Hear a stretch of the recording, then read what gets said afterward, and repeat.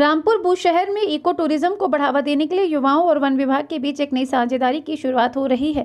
इस साझेदारी के तहत युवा वन विभाग के साथ मिलकर इको टूरिज्म को बढ़ावा देने के लिए काम करेंगे, जिससे लोकल लोगों को जोड़कर और बेरोजगारों को रोजगार मिल सके, इसके लिए प्रयास किया जाएगा। जानकारी देते हुए डीएफओ रामपुर गुरहर्ष सिंह ने कहा, आज युवाओं के साथ एक बैठक का आयोजन किया गया, जिसके माध्यम से विभिन्न पहलुओं पर चर्चा की गई है। डीएफओ ने बताया कि इस पहल के तहत युवा पर्यटन स्थलों को विकसित करने और उनकी देखभाल करने में मदद करेंगे, जिससे पर्यटकों को आकर्षित किया जा सके। इसके अलावा युवा स्थानीय लोगों को पर्यटन से जुड़े विभिन्न कार्यों में प्रशिक्षित करेंगे, जैसे कि गाइडिंग, हॉस्पिटैलिटी और क्राफ्ट्समैनशिप। इससे न केवल बेरोजगारों को रोजगार मिलेगा, बल्कि स्थानीय अर्थव्यवस्था को भी बढ़ावा मिलेगा।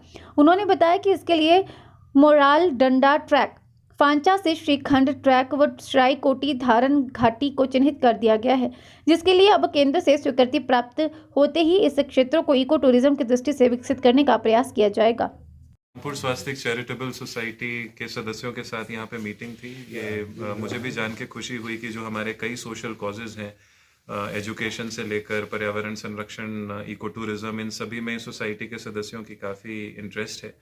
तो इन्हीं मुद्दों पर चर्चा कर की आज। तो आज का जो था, दो मेन विषयों पर चर्चा की गई। पहला था इको टूरिज्म।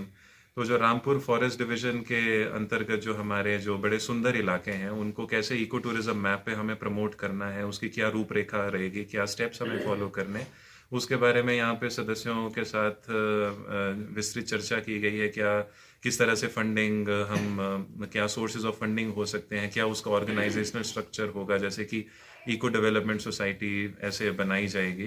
तो ये सब के बारे में जानकारी दी गई और आने वाले जैसे कुछ जो हमारे मंथ्स हैं, उनमें इस पे काफ़ी ज़्यादा प्रोग्रेस हम सभी मिलकर करेंगे, जिसमें रामपुर फॉरेस्ट डिवीजन और सोसाइटी और जो भी हमारे लोकल प्रधान हैं, उनके साथ मिलकर इस पे आगे प्रोग्रेस की जाएगी। दूसरा जो चर्चा का विषय था वो था फॉरेस्ट फायर्स को लेकर। तो बड़ी खुशी की बात है कि यहाँ पे हमारे कई प्रधान हैं, कई ग्राम पंचायतों के, तो उन्होंने काफ़ी चिंता जताई है जो फॉरेस्ट फायर्स लगती हैं। तो हमने भी जो वन विभाग की तरफ से जो हम प्रयास कर रहे हैं इनको मिटिगेशन के लिए, वो बताया गया। तो उसमें जैसे मुख्य तौर पर अभी जो हम एक नई पहल करने जा रहे हैं वो है ड्रोन्स के द्वारा जो एक सर्वेलेंस करने की, कि कौन लोग आग लगा रहे हैं उनको पकड़ने का एक अच्छा तरीका है।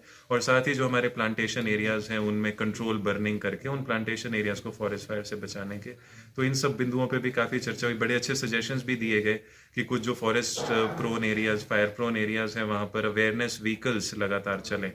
तो उसके लिए मैं भी धन्यवाद करता हूँ जो इस तरह के सजेशंस दिए। और बड़ा अच्छी चर्चा हुई। और आने वाले दिनों पर यहाँ पे जब रामपुर के जो भी हमारे लोकल्स हैं, उन्हें कुछ इस मीटिंग का सकारात्मक जो धरातल पर कुछ परिणाम देखने को मिलेंगे। धन्यवाद। यदि इसकी बात की जाए तो कब से सर ये जो है धरातल पर उतारने की आप प्रक्रिया जो है शुरू करने वाले हैं? प्रोसेस तो ऑलरेडी स्टार्टेड है, क्योंकि इसमें इको टूरिज्म की अगर बात करें तो काफ़ी परमिशंस हमें केंद्रीय सरकार से लेनी पड़ती हैं। तो जो रामपुर में हमने इको टूरिज्म साइट सेलेक्ट की हैं, उनको केंद्रीय सरकार को भेज दिया गया है। उनकी परमिशन आज जानी चाहिए अगले 2 महीने के भीतर।